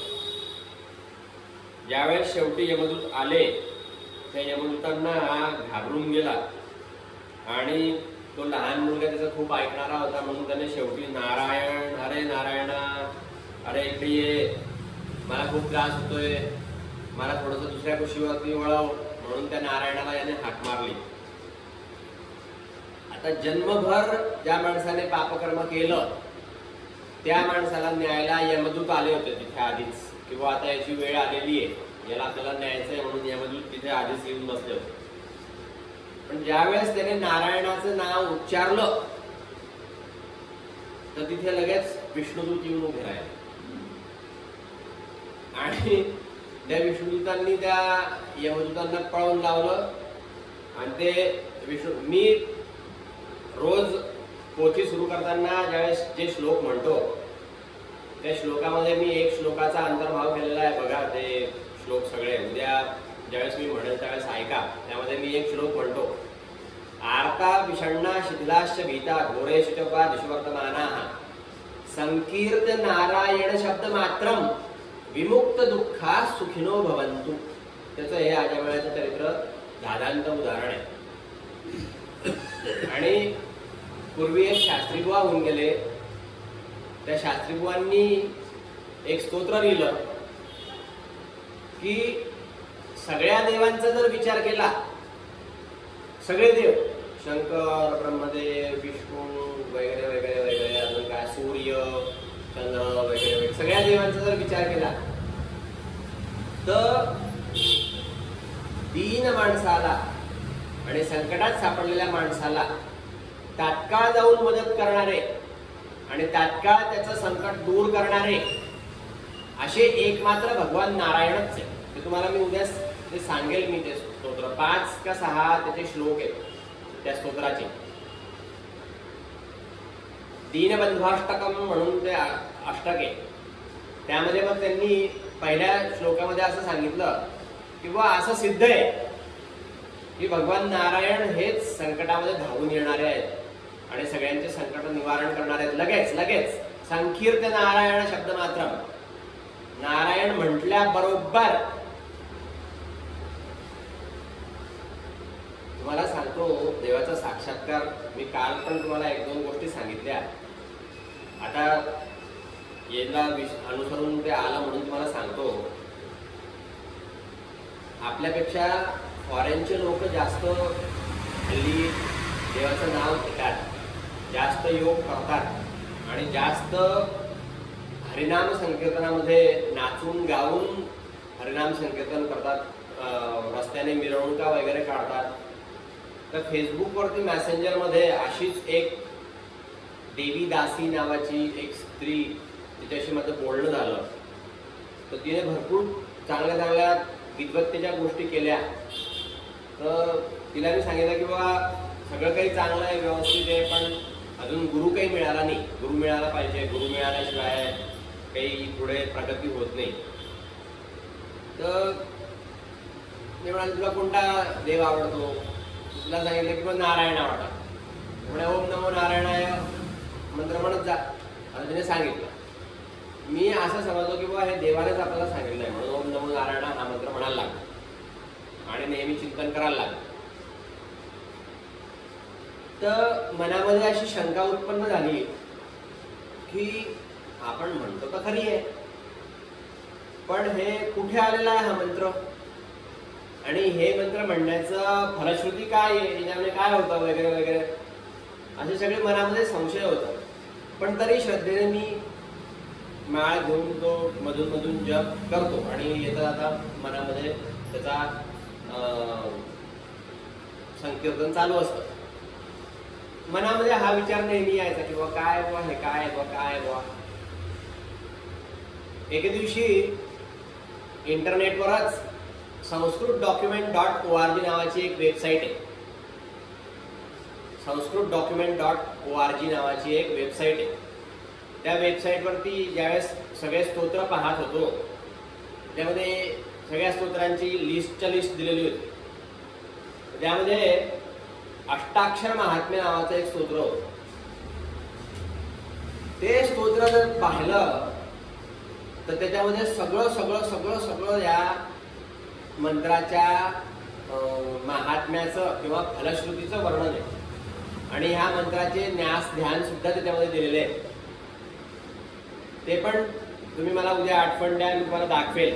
माझ्या मोबाईलमध्ये मी ते सेव्ह करून घेतलेले आहे त्या मंत्राचा. आता त्या मंत्राचा जप आणि त्याच्यामध्ये असं म्हटलंय आणि ते खुद्द व्यासांनी शुकदेवांना सांगितलं. ज्यावेळेस शुकदेव म्हणत होते की मग मला आत्मज्ञानच प्राप्त करून घ्यायचंय, ब्रह्मज्ञानच प्राप्त करून घ्यायचंय, जन्माला आल्याबरोबर ज्यावेळेस ते वनाला जायला निघाले त्या शुकदेवांना व्यासांनी सांगितलेला ओम नमो नारायणाय हा मंत्र आहे आणि त्या ओम नमो नारायण मंत्राचं महात्म्य व्यासांनी सांगितलेलं आहे शुकदेवांना की 1 लाख जप केला तर चित्त शुद्ध होतं, 2 लाख जप केला तर आत्मप्राप्ती होते, 3 लाख जप केला तर माणूस देहबंधनातून सुटतो, 4 लाख जप केला तर माणूस काय म्हणतात त्याला सालोक्य नावाची मुक्ती प्राप्त होते, 5 लाख जप केला तर सर्वपदा प्राप्त होते, असं त्याच्यामध्ये दिलेलं आहे. तुम्ही बघा, तुम्हाला दाखवेल, कधी कोणी मला विचारलं तर मी त्यांना सांगेल नारायण स्तोत्राचं जे ज्यामध्ये नारायण मंत्राचं जे ज्यामध्ये महत्व आहे.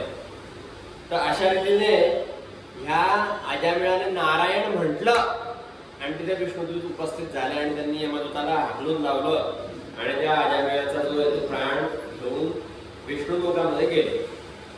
आता इकडे ह्या यमदूतांना खूप चिंता झाली आणि बुवा हे असं काय, आपण तर आलो होतो आणि आता इतका पापी माणूस होता, मग खरं म्हणजे आपल्याला जायला पाहिजे, आपण घेऊन जायला पाहिजे होतं, पण ह्या विष्णुदूतांनी आपल्यावरती काय जबरदस्ती केली, तेच घेऊन गेले. तर मग ते विष्णू धर्म जे आहे, विष्णू दूत जे आहे ते भागवत धर्माचं निरूपण करत आहे आणि सांगताय की धर्मज्ञांच्या सभेमध्ये अधर्म प्रवेश करू शकत नाही आणि जिथे निष्पाप आणि अदंडनीय व्यक्तींना विनाकारण दंड दिला जातोय हे काही योग्य नाही.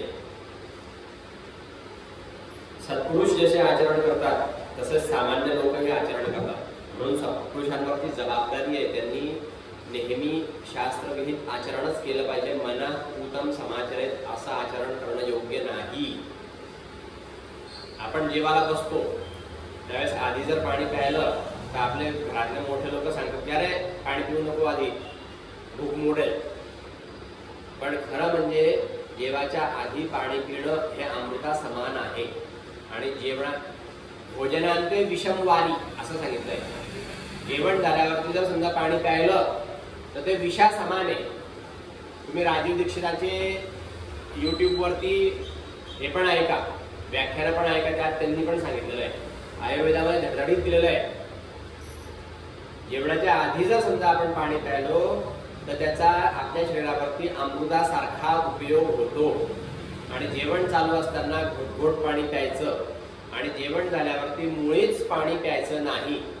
भोजनांते विषम वारी, विषम वारी म्हणजे पाणी, भोजनांते म्हणजे जेवणाच्या शेवटी जर पाणी प्यायलं तर ते विषासारखं आहे.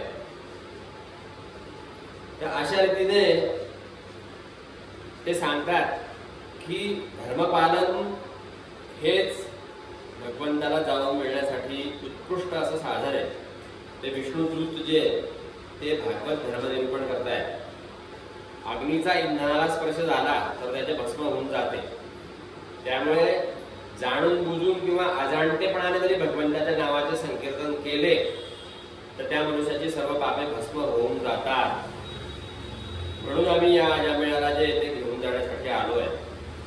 तर शुकदेव म्हणतात भागवत धर्माचा संपूर्ण निर्णय अजामिळाला ज्यावेळेस ऐकवला, यमदूताच्या पाशातून सोडवून मृत्युमुखातून वाचवलं, तर यमदूत हे यमराजांकडे गेले आणि त्याला विचारायला लागले की हे काय आहे. अजामिळ पण विचार करू लागला की मी असा कसा इंद्रियांचा दास बनलो, दासीपासून पुत्रांना जन्म देऊन मी ब्राह्मणत्व नष्ट केले, ही मोठी वाईट गोष्ट झाली वगैरे वगैरे तो विचार करतोय आणि त्याला आपल्या मनामध्ये पश्चाताप होतोय. शुकाचार्य म्हणतात की महात्म्यांचा जर थोडा जरी वेळ संसर्ग झाला तर त्या सत्संगाने संसाराबद्दल तीव्र वैराग्य निर्माण होते आणि तो लगेच भगवत विमुख झालेला जो आहे तो भगवंताच्या समोर जातो आणि भगवंताला प्राप्त करून घेण्यासाठी प्रयत्न सुरू करत असतो. त्याप्रमाणे मग यमाचा यमदूतांशी संवाद झाला. ते म्हणतात जेव्हा भगवंताच्या पार्षदांनी यमदूताच्या कामामध्ये अडथळा आणला तर संयमनीपुरीचे स्वामी जे ते यमराजांना विचारायला लागले की पाप, पुण्य किंवा मिश्र असे 3 प्रकारचे जे कर्म आहेत त्या जीवांना त्या कर्माचे फळ देणारे शासक जगामध्ये किती आहेत? आता आपण नेत होतो मध्येच या विष्णू दूतांनी कसं काय याला दिलं? म्हणजे ते पण त्या पाप पुण्याचा किंवा मिश्र कर्माचे फळ देणारे आहेत का असं हे विचारतायत. तर यमराज सांगतात की माझ्या व्यतिरिक्त आणखीही एक जण ह्या चराचर जगताचे स्वामी आहे. हे संपूर्ण जग त्यांच्यामध्येच वस्त्रातील सुताप्रमाणे ओतप्रोत भरलेले आहे आणि त्यांचेच अंश हे ब्रह्मा, विष्णू आणि शंकर जगाची उत्पत्ती, स्थिती आणि प्रलय करत असतात. हे सर्व जग नाकामध्ये व्यसन घातलेल्या बैलाप्रमाणे त्यांच्या अधीन आहे असं यमराजांनी त्या यमदूतांना सांगितलं की माझ्याही वरती एक अथॉरिटी अजून आहे की जी निर्णय करते की कोणत्या जीवाला कुठे न्यायचं. भागवत धर्माचं जे रहस्य आहे ते ब्रह्मदेव, देवर्षी नारद, भगवान शंकर, सनतकुमार, कपिलदेव, स्वयंभुव मनु, प्रल्हाद, जनक, भीष्मपितामह, बली, शुकदेव आणि मी म्हणजे कोण? यमराज. हे एवढे 7च जण 12च जण जाणतात. बाकी भागवत धर्म पूर्णपणे जाणणारे कोणीही नाहीत. यमराज, ब्रह्मदेव, देवर्षी नारद, भगवान शंकर, सनतकुमार, कपिलदेव, स्वयंभुव मनु, प्रल्हाद, जनक, भीष्मपितामह, बली, शुकदेव एवढेच. जीवांसाठी हाच सगळ्यात मोठा धर्म आहे की त्यांनी नामसंकीर्तनादी उपायांनी भगवंताच्या चरणाविषयी भक्तिभाव प्राप्त करून घ्यावा. नाही तर मग गटांगळ्या खाणं आहेच आणि संसाराच्या गटांगळ्या खाणारच आणि त्यापासून मग आपली काही सुटका नाही. म्हणून ज्याने ही सृष्टी निर्माण केली त्याला जर शरण गेलं आणि त्याला जर समजा आपल्या बाजूला वळवून घेतलं तर ते सुखाला कारणीभूत होतं. तुकाराम महाराजांनी म्हटलेलं आहे, सुखा लागी करशी तळमळ तरी तू पंढरीसे जाया एक वेळ, मग तू अवघाची सुखरूप होशी, जन्मजन्मीचे दुःख विसरशी. यावरती विश्वास ठेवून गावातल्या कोणत्या पुढाऱ्याला किंवा आमदाराला आणि खासदाराला जाऊन भेटण्यापेक्षा देवाला भेटलेलं चांगलं असतं. तो सगळ्यांना नियंत्रित करणारा आहे, तो सगळ्यांना कंट्रोल करणारा आहे आणि मारे ना खुदा तो मरे ना कदा असं आहे. म्हणजे त्या खुदाच्या आश्रयाला गेले ते भक्तिशास्त्रामध्ये दुसरंच सूत्र आहे की उन्मत्तो भवती. उन्मत्त होतात ते त्या थाट मी घाबरत. माझा तर पाठराखा भगवंत आहे आणि मी जे केलेलं आहे ते काही चूक केलेलं नाहीये. मग कशाला घाबरायचं? मग कशाला विचार करायचा? विचार जर केला तर मग तुमचा देवावरती विश्वास नाहीये असं होतं. मग तुम्ही तुमचा निष्ठा एकदा जर देवाच्या पायावर डोकं ठेवलं मग तुमच्या सगळ्या चिंता गेल्या पाहिजे. मग तुम्हाला कुठल्याही चिंता राहायला नको. मग तुम्ही तुमच्या कर्मावरती विश्वास ठेवून आचरण जे ते केलं पाहिजे. अशा प्रकारे हे यमराज त्या यमदूतांना सांगतात की भगवंताच्या गुण, लीला आणि नामांनी श्रद्धायुक्त केलेलं जे काही आहे त्या भगवंत नामाचा महिमा जे ते तुम्ही जाणत नाही म्हणून असं म्हणताय. पण भगवंत नामाचा महिमा फार मोठा आहे आणि त्या अजामिळाने मरताना नारायण हा शब्द म्हटला होता. त्यामुळे तो वैकुंठ लोकाला जाण्यासाठी पात्र झाला आणि म्हणून तो वैकुंठ लोकाला गेला. त्या विष्णुदत्तांनी जे केलं ते योग्यच केलं. तेव्हा तुम्ही काही खेद करू नका. यापुढे दक्ष जे आहे ते भगवंताची स्तुती करताय. प्रजापती दक्ष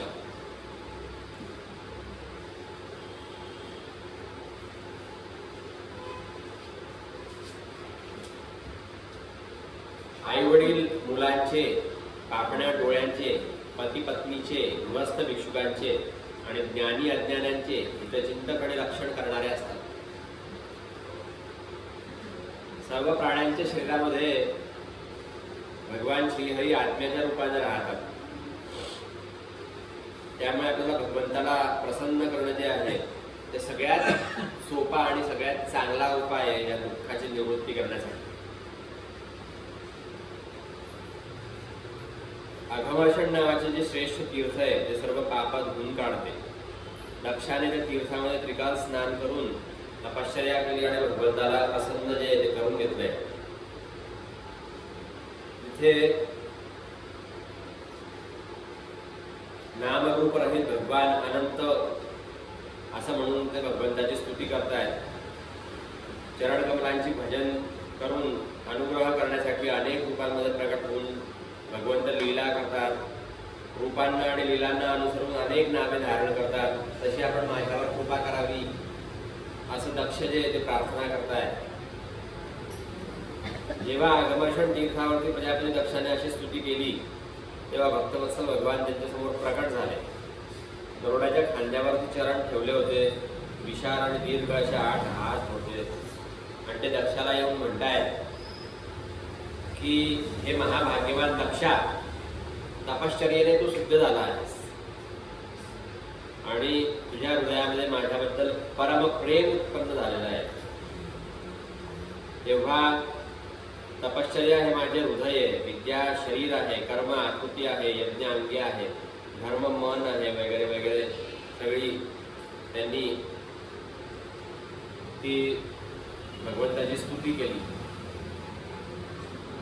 मग नारदांनी उपदेश केला आणि दक्षाचे पुत्र जे त्यांना विरक्ती प्राप्त झाली. हर्येश्वर नावाचे जे हे होते त्यांनी नारायण सरोवरामध्ये स्नान करताच त्यांचं अंतःकरण शुद्ध झाले आणि त्यांना संन्यास घेण्याची बुद्धी उत्पन्न झाली.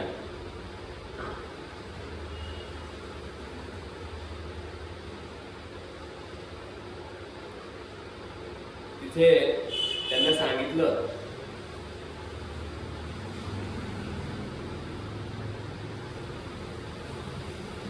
जोपर्यंत तुम्ही वर सांगितलेली गोष्ट समजून नाही घेतली तोपर्यंत तुम्ही सृष्टी निर्माण कशी कराल. ते म्हणतात की असा एक देश आहे की जिथे एकच पुरुष आहे, एकच असे विवर आहे त्यातून बाहेर येण्याचा रस्ताच नाही, एकच अशी स्त्री आहे जी बहुरूपिणी आहे, एकच असा पुरुष आहे जो व्यभिचार करणाऱ्या स्त्रीचा पती आहे, अशी एकच नदी आहे जी मागे पुढे अशा दोन्ही बाजूंना वाहते, एक असे आश्चर्यकारक घर आहे जे 25 पदार्थांनी भरलेले आहे आणि एक असा हंस आहे ज्याची मोठी गोष्ट विचित्र आहे, एक असे चक्र आहे जे धारदार असलेले दात आणि वज्राने बनलेले असून ते आपोआप फिरते. हे जर तुम्ही व्यवस्थित समजून नाही घेतलं तर तुम्हाला सृष्टी निर्माण कशी करता येईल असं नारद म्हणताय. हे देवर्षी नारदांचं गूढ बोलणं जे ते आपापल्या बुद्धीने ते स्वतः विचार करायला लागले. तर ज्याला जीव म्हणतात ते लिंग शरीरच भू आहे आणि हेच आत्म्याच्या अनादि बंधन आहे. याचा विनाश पाहिल्याशिवाय मोक्षाला उपयोगी नसणारी कर्मे करण्यात काय अर्थ आहे. पुढे ईश्वर एकच आहे आणि तोच सगळ्यांचा आश्रय. पाताळात गेलेला मनुष्य तिथून परत येत नाही, तसा जीव ज्याला प्राप्त झाल्यानंतर पुन्हा संसारात येत नाही, जो स्वतः अंतर्ज्योती स्वरूप आहे त्या परमात्म्याला जाणून घेतल्याशिवाय विनाशी आणि स्वर्गातील फले देणारी कर्मे केल्यापासून काय फायदा आहे. म्हणून त्या परमेश्वरालाच जाणून घेतलं पाहिजे. बुद्धी ही उलटा स्त्रीप्रमाणे आहे. तिच्या संगतीमुळे जीवाचं ऐश्वर्य, त्याची स्वतंत्रता जी नष्ट झालेली आहे. माया हीच दोन्ही बाजूंना वाहणारी नदी आहे.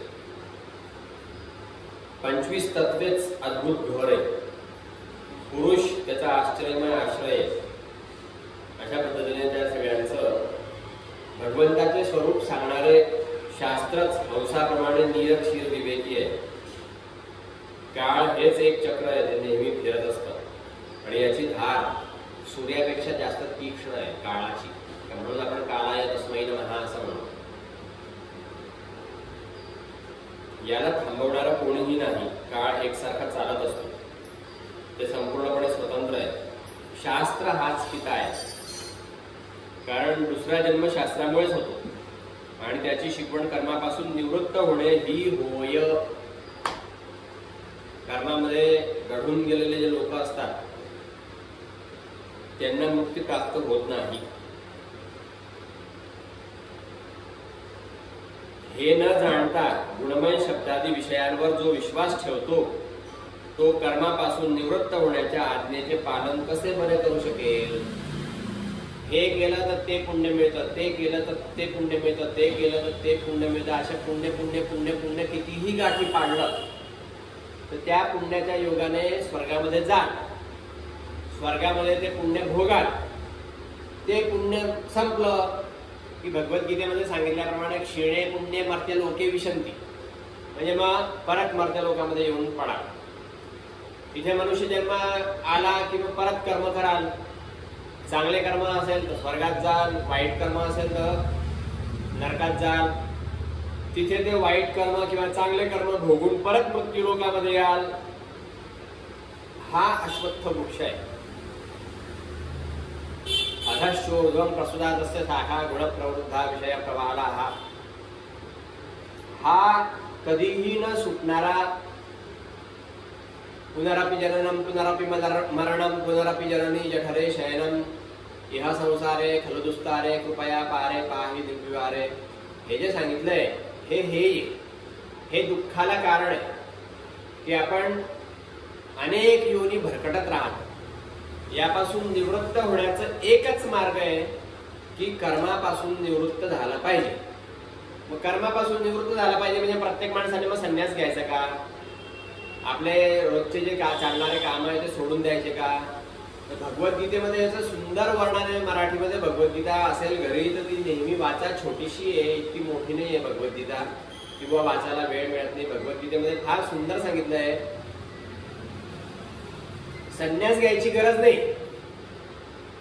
याज्ञवल्क्यांनी सुद्धा ईशावास्योपनिषदामध्ये हेच सांगितलंय की दुसऱ्यांच्या धनाची फक्त इच्छा करायची नाही.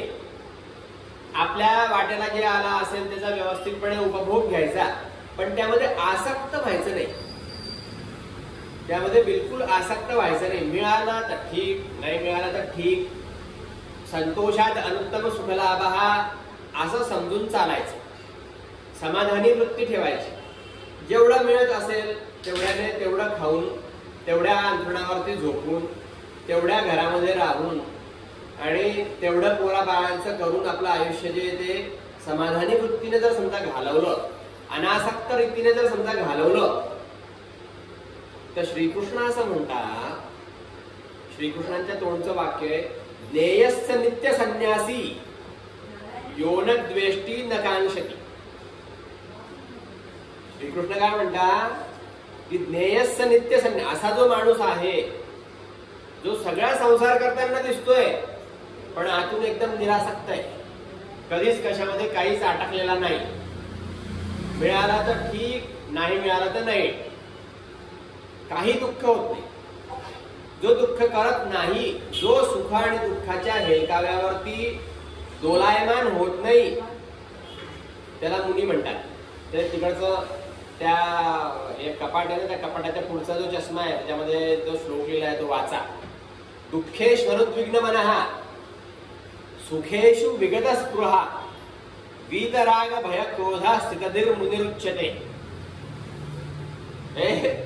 भागवत संपलं की मी तुम्हाला इथूनच एक एक एक एक एक एक सांगतोय रोज.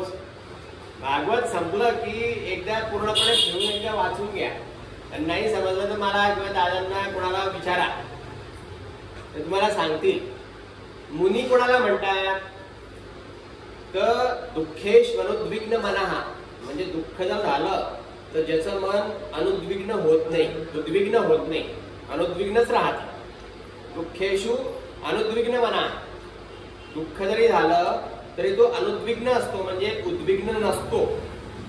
दुःख झालं तरी तो उद्विग्न होत नाही असा. अजून काय, दुःखेष्वनुद्विग्न मनः सुखेषु विगत स्पृहा, सुखेषु विगत स्पृहा म्हणजे सुख जर प्राप्त झालं, ठीक आहे,